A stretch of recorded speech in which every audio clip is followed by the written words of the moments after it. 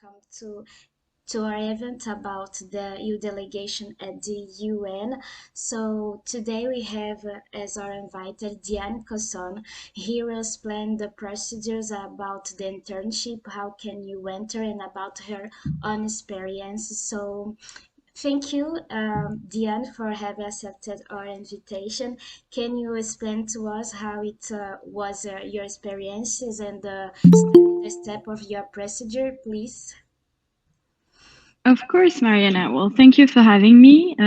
Delighted to be speaking about this internship because I think it's a great experience. So if you're interested into that, I really advise you to look into it because I think if you're interested into the EU and external action in general, international relations in general, it is a good combination of both political science, probably a little bit of legal work as well, and helps you to understand, of course, the UN system if you're interested into the specific internship I'm doing, which is the EU delegation to the UN, but more broadly, the External Action Service has delegations everywhere in the world, pretty much. So there's something for each of you, I guess.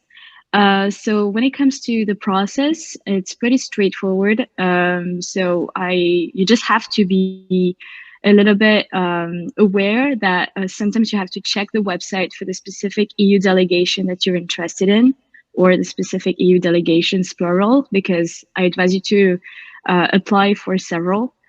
This is what I did. For example, I applied to the EU delegation to Washington, to the US, which is in Washington. It's not in New York, as well as this one, because it's a little bit of a competitive process. So you might be selected for an interview in one, but not every one of them. And of course, like it helps you making sure that you will have a maximum of chances to get at least one interview somewhere. So the process for the specific delegation that I'm in New York, it's several stages. So you have to be aware that it's going to take a little bit of time.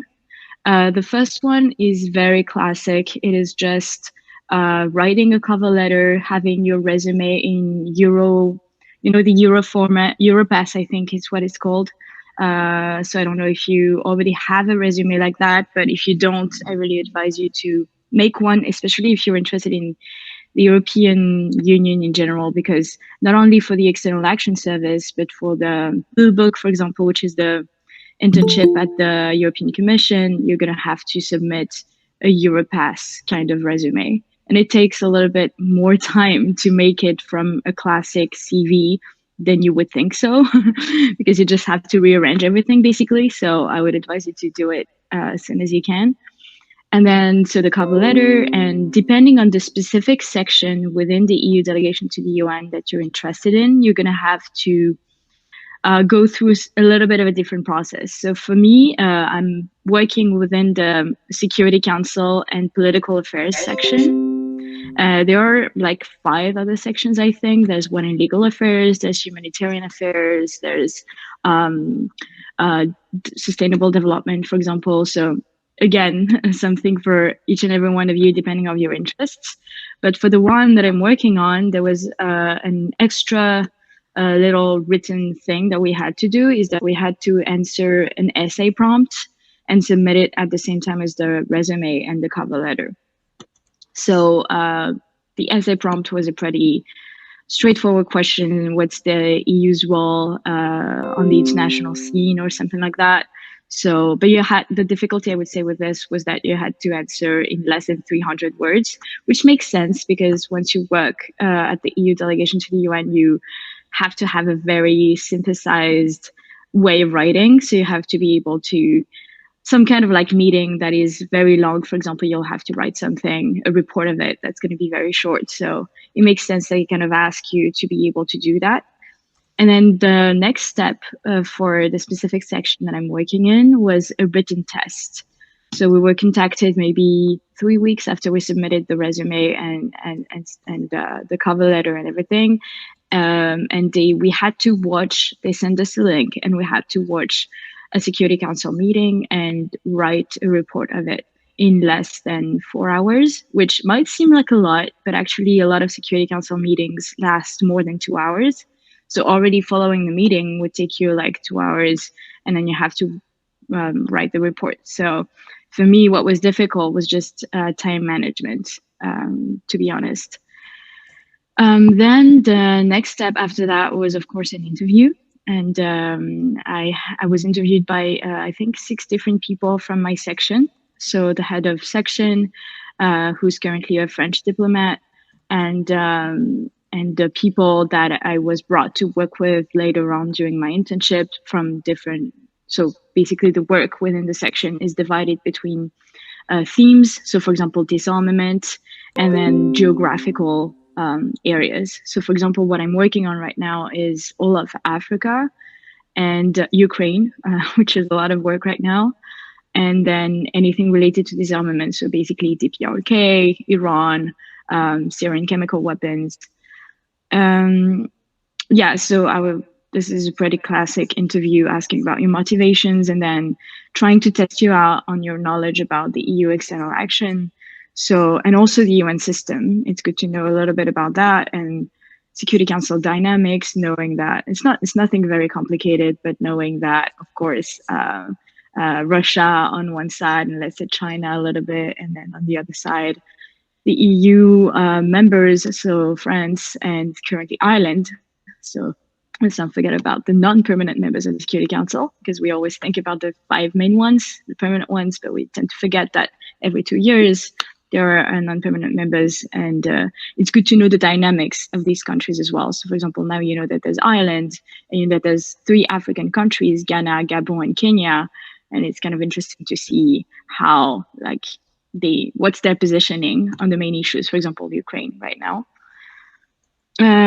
So this is for the process, and then for the work itself, I would say I'm really satisfied with what I'm doing. I think you're gradually being given more responsibilities. For example, going to informal meetings on your own and representing the EU.